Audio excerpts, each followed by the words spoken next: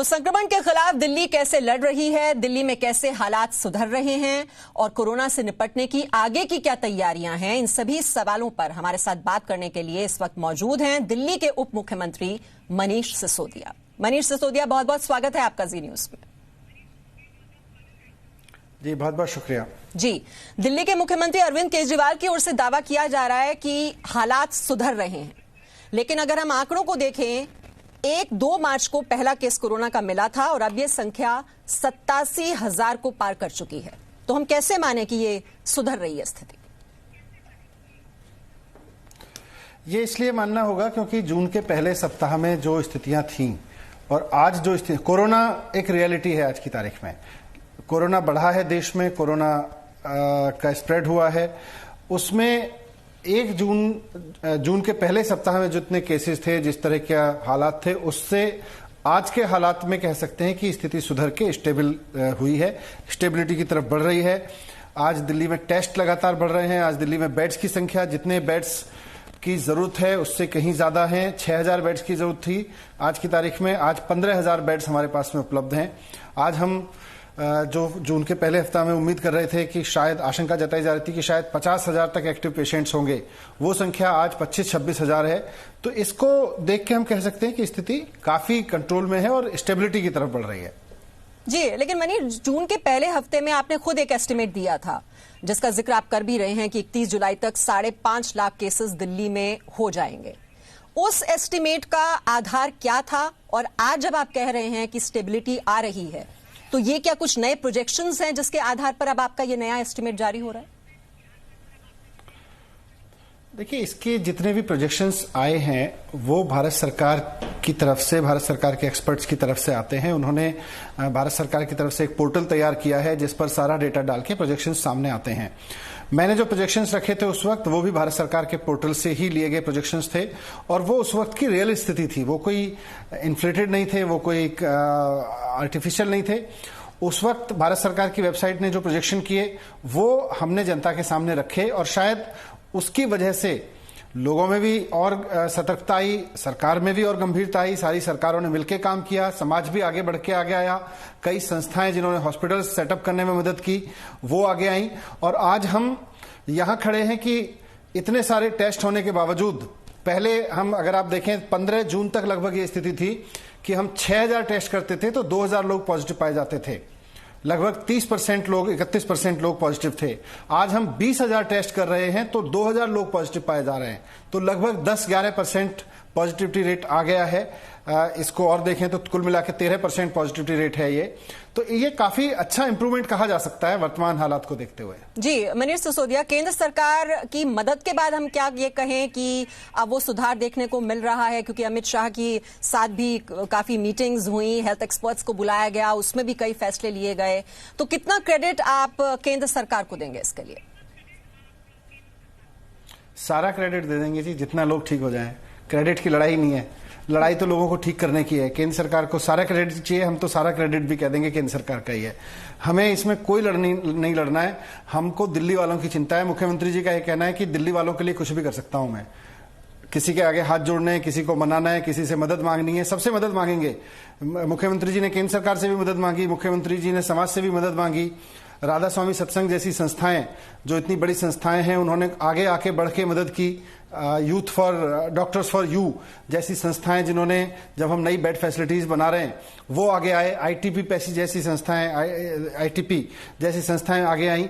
तो सब मिलके कर रहे हैं और सबको लगता है कि देश सबका है और सबको बचाने की जरूरत है। जी, ये बिल्कुल मुश्किल वक्त में केंद्र सरकार हो, राज्य सरकार हो, मिलकर ही इसका हल निकाल सकती हैं। लेकिन कहीं ना कहीं मनीष सिसोदिया, ये भी लगता है कि कोरोना पर जो तैयारी होनी चाहिए थी उसकी बजाय कुछ डिफोकस हो गया, क्योंकि राजनीति भी हमने खूब देखी किस तरह से एमसीडी की ओर से जो आंकड़े जारी किए गए उसको लेकर कुछ टकराव देखने को मिला। जो प्रवासी मजदूरों का मुद्दा था वो भी जोर शोर से उठाया गया और जो बाहरी लोग हैं वो दिल्ली में आकर इलाज ना करवाएं, ये भी बड़ा मुद्दा बना। तो आपको लगता है उससे कुछ डिफ्लेक्शन हुआ और तैयारी जो इंफ्रास्ट्रक्चर को लेकर होनी चाहिए थी वहां से सरकार का डीफोकस हो गया? देखिए, इस बात से मैं सहमत हूं कि जब कोरोना बहुत बड़ी बीमारी है, बहुत बड़ी महामारी है, इसको लेके हम कोई भी उम्मीद नहीं कर सकते कि कोई दुनिया की कोई सरकार इतनी बड़ी महामारी से लड़ने के लिए किसी वक्त तैयार होगी। लेकिन फोकस हटा, मैं इससे सहमत नहीं हूं, क्योंकि आज अगर मैं आपको ये कह रहा हूं, एक महीने पहले 30 जून का जो आकलन था वो ये था कि 15,000 बेड्स की जरूरत पड़ेगी। हमने बिल्कुल 15,000 बेड्स तैयार कर लिए हैं। हमारे पास 15,000 बेड्स अवेलेबल हैं, लेकिन पेशेंट्स 6,000 हैं। तो ये एक अच्छी चीज है और यही बताती है कि हमारा तैयारियों से फोकस नहीं हटा। हम एक महीने पहले कह रहे थे कि 15,000 बेड्स की जरूरत पड़ेगी, आज हम 15,000 बेड्स पे खड़े हैं। यही इस बात का प्रमाण है कि तैयारियों से फोकस नहीं हटने दिया। जिसके आगे हाथ जोड़ने थे हाथ जोड़े, जिसको मनाना था मनाया, जिसके आगे क्रेडिट देना था सबको क्रेडिट दिया कि सब आ जाओ, इस वक्त दिल्ली को बचाना है। मुख्यमंत्री जी का यही कहना है, दिल्ली को बचाना है, किसी भी तरह का कंप्रोमाइज कर लेंगे। जी, ये बात मैं जरूर यहां पर मानती हूं मनीष, कि लगातार मुख्यमंत्री आते रहे, प्रेस कॉन्फ्रेंस करते रहे, लोगों में भरोसा भी जगाते रहे ब्लूप्रिंट की कैसे कैसे तैयारियां दिल्ली में हो रही हैं इससे निपटने के लिए। लेकिन जैसे ही हमने देखा दिल्ली में 1,000 केसेस आने शुरू हुए तो सिस्टम धराशायी हो गया।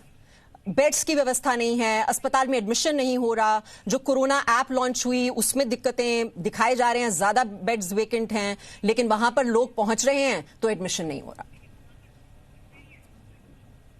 बिल्कुल, मैं सहमत हूं विमंसा जी। शुरुआत में दिक्कतें हुई थी और जब आप सब लोगों ने, मीडिया ने, और भी लोगों ने, सोशल मीडिया ने इन सब चीज़ों को इंडिकेट भी किया कि ये कमियां हैं, और हम सब ने मिलकर, मुख्यमंत्री जी ने नीचे सड़क पे उतर के सारे कोऑर्डिनेशन करके सबसे मदद लेके इन चीज़ों को ठीक भी किया।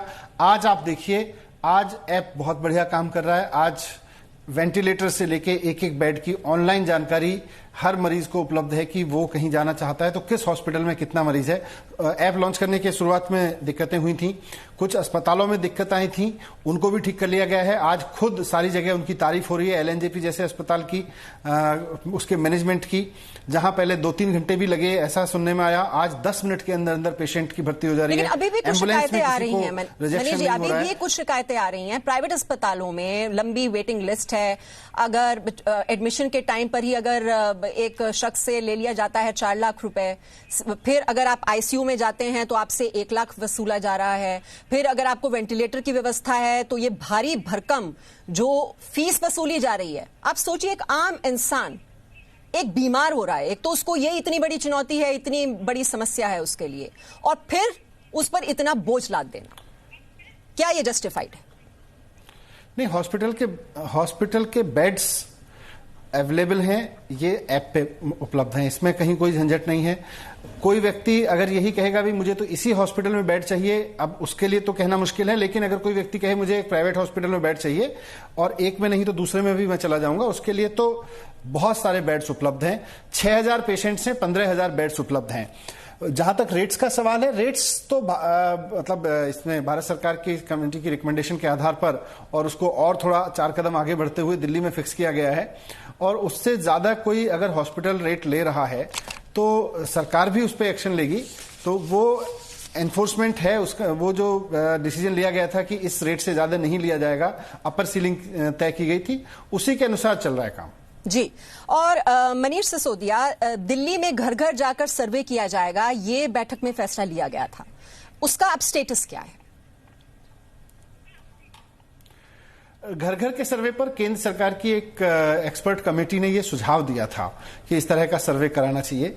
हमने केंद्र सरकार से भी कहा था कि आप हमें इसकी पूरी एक मैपिंग करके एक इसकी पूरी एसओपी बना के दें कि उन एक्सपर्ट्स के हिसाब से क्या क्या चीजें पूछी जानी होंगी, क्या क्या होगा। तो आई एम श्योर कि वो लोग उस पर वर्कआउट करके बताएंगे, अगर तो उस पर हम काम कर सकते हैं जी। और अभी लेकिन इसके अलावा आज मैं बताऊं तो एक सेकंड, क्योंकि जो दिल्ली में सीरो सर्वे चल रहा है 20,000 लोगों का, कंटेनमेंट जोन बढ़ गए हैं, कंटेनमेंट जोन में 100% लोगों की टेस्टिंग हो रही है। आज 20,000 लोगों की टेस्टिंग रोजाना हो रही है और हमारा पूरा फोकस है कि इसको भी हम बढ़ाएंगे। 6 लाख किट्स हमने खरीदी थी, 5 लाख किट्स हम और टेस्टिंग की खरीद रहे हैं। तो ये टेस्टिंग में कहीं कोई कमी नहीं आने देंगे, ये हमारी एश्योरेंस है। चलिए, ये टेस्टिंग जो है वो भी बढ़ाई जा रही है और आप कह रहे हैं कि काफी केसेस में अब सुधार भी देखने को मिल रहा है, जो रिकवरी रेट है वो भी हम देख रहे हैं कि बहुत अच्छा है। लेकिन अगर ये केसेस और बढ़ते आने वाले दिनों में, जो कि हम हर राज्य में होते हुए अब इस वक्त देख रहे हैं, पूरी दुनिया में केसेस बढ़ रहे हैं, तो उससे निपटने का जो प्लान होगा आगे का, वो क्या होने वाला है? अगर मैं आपसे पूछूं कि जो बेड्स की व्यवस्था है आगे, अब दिल्ली वालों को या बाहर से भी अगर कुछ लोग आ रहे हैं तो वो कितने आश्वस्त हो जाएं आज आपकी ये बात सुनकर कि उन्हें किसी दिक्कत का सामना नहीं करना पड़ेगा? देखिए, आज मुख्यमंत्री जी 4-5 चीजों, 5 टूल्स पे सबसे ज्यादा फोकस कर रहे हैं। टेस्टिंग, बेड्स आवश्यकता से ऊपर उठा के रखिए, जितनी आवश्यकता है उससे 2 गुना 2.5 गुना रखिए। आइसोलेशन बना के रखिए, उसमें होम आइसोलेशन इंपॉर्टेंट है, प्लाज्मा इंपॉर्टेंट है, सर्विलेंस इंपॉर्टेंट है। और आज का भी डेटा, आज की हमारी तैयारी, और हम अभी भी हम हाथ पे हाथ रख के नहीं बैठे हैं।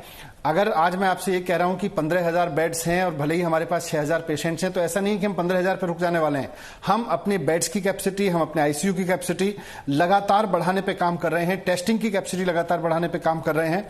इसमें हम अपनी तैयारियों में कोई कमी नहीं आने देंगे। फॉर्चुनेटली अभी तक का एक्सपीरियंस, छोटे मोटे जो शुरुआती दिक्कतें थी जो दूर कर ली गई, अब हम कोरोना की जो भी एक तरह की परिस्थितियां उसकी डिमांड से कहीं ज्यादा आगे हैं जी, और उससे आगे ही रहेंगे हम जी। कुछ लोग ये बोल रहे हैं कि नॉन कोविड अस्पताल में कोई मरीज अगर जाता है, उसके बाद उसकी रिपोर्ट जो है वो पॉजिटिव आ जाती है, तो कोविड अस्पताल में शिफ्ट करना, ये कुछ लोगों के सामने दिक्कत आ रही है। तो मनीष, इस पर भी कुछ आगे चर्चा हो रही है कि इसको लोगों के लिए कैसे सुविधाजनक बनाया जाए? नहीं, वैसे तो नॉन कोविड हॉस्पिटल में जो सस्पेक्ट पेशेंट्स हैं उनके लिए हमने अलग से एक वार्ड जोन बनाने की व्यवस्था कर रखी है, और वो सारे जगह व्यवस्था है। दिल्ली के जो बड़े हॉस्पिटल्स हैं, प्राइवेट और गवर्नमेंट के, जो 100% कोविड हैं, उसके अलावा बाकी सब में भी 40% बेड्स कोविड बेड्स डिक्लेयर किए जा चुके हैं। फिर भी कुछ हॉस्पिटल ऐसे हैं जहां नॉन कोविड ही है, जिनमें कोविड का शायद पेशेंट नहीं लिया जाता होगा, तो वहां से अगर किसी को शिफ्ट करना है तो उसमें कोई दिक्कत नहीं है। वहां हमारी एम्बुलेंस सर्विसेज हमने इतनी एनहेंस कर दी हैं अब कि अब एम्बुलेंस में 0 रिजेक्शन है आज की तारीख में। जी, ये बहुत अच्छी बात है और बहुत ही सुखद जानकारी आप दे रहे हैं मनीष, साथ साथ लोगों के लिए। लेकिन लोगों में अभी भी कंफ्यूजन है इस बात को लेकर, क्या दिल्ली में कम्युनिटी ट्रांसमिशन हो गया है? कम्युनिटी ट्रांसमिशन एक फ्रेज है, उसमें अगर कम्युनिटी ट्रांसमिशन है भी नहीं तब भी और नहीं है तब भी, हॉस्पिटल्स के बेड्स तो बढ़ाना ही है, हमें लोगों की टेस्टिंग तो करनी ही है, इस सब पे हमारा फोकस रहेगा। कम्युनिटी ट्रांसमिशन की स्टेज को समझने के लिए ही जो ये सीरो सर्वे जिसको बोलते हैं, ये कराए जाते हैं, और वो 20,000 का जो सर्वे किया जा रहा है, उसके बाद शायद कुछ तस्वीर सामने आएगी कि कम्युनिटी ट्रांसमिशन की जो पर्टिकुलर टर्म्स हैं उनमें वो कहां फिट होती है। लेकिन हमारी तैयारी community transmission, non community transmission दोनों स्थिति में अभी कोरोना की जो स्पीड है उसके बढ़ने की, उससे ज्यादा की तैयारी है, वो हम कर रहे हैं। मुख्यमंत्री जी का पूरा फोकस है कि सबको साथ लेके, जिससे भी मदद मांगने की जरूरत पड़े उससे चाहे हाथ जोड़िए, उसको बनाइए, लेकिन सबको साथ लेके हमको कोरोना की जरूरत के हिसाब से उससे आगे बढ़ के। चलिए, आज की तारीख में मनीष सिसोदिया, जो जानकारी अरविंद केजरीवाल जी ने दी वो सुखद है कि काफी केसेस में सुधार देखने को मिल रहा है, कम केसेस देखने को मिल रहे हैं। लेकिन आगे अगर ये केसेस बढ़ते हैं, आप आने वाले दिनों में क्या चुनौतियां देख रहे हैं और कुल मिलाकर स्ट्रैटेजी क्या होगी उससे डील करने की? देखिए, अगर स्पीड यही रही और इसमें इंप्रूव होता रहा तो, जो आपने 80,000 बेड्स की बात कही थी जून में, आपको लगता है वो सिचुएशन आ सकती है? मुझे लगता है कि आज की तारीख में उस सिचुएशन से डरने की जरूरत नहीं है, उतनी सिचुएशन नहीं जाएगी। ये जून के पहले हफ्ते का आकलन था जो भारत सरकार की वेबसाइट पे दिया गया था, लेकिन अब आज हम 30 जून को देखें, जो 30 जून के बारे में आकलन था वो ज्यादा था, उससे कहीं नीचे हैं हम। तो उम्मीद कर रहे हैं कि उस 31 जुलाई को भी उससे नीचे ही रहेंगे, पर फिर भी हम अपनी तैयारियों में कोई कोताही नहीं करेंगे। हम जितने संख्या में संभव है नए बेड्स बनवाना, नए हॉस्पिटल्स बनवाना, नई मेडिकल फैसिलिटीज डेवलप करना, इस सब में लगे हुए हैं। जी, यही है कि केंद्र सरकार और जो राज्य सरकारें हैं वो मिलकर ही इससे निपट सकती हैं, और बहुत बड़ी चुनौती है ये सरकार के सामने।